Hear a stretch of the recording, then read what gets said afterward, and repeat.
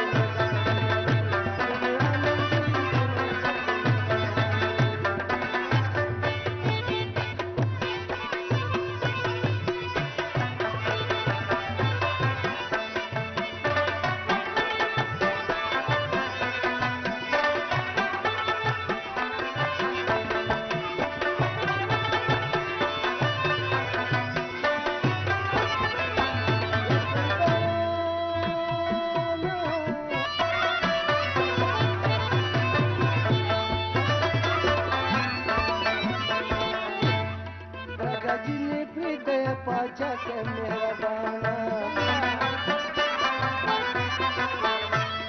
پرګه زمانه د ګله پرندچانا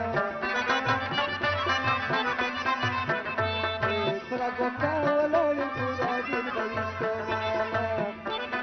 پرګیارانو دي پرګیوالا نچنا دي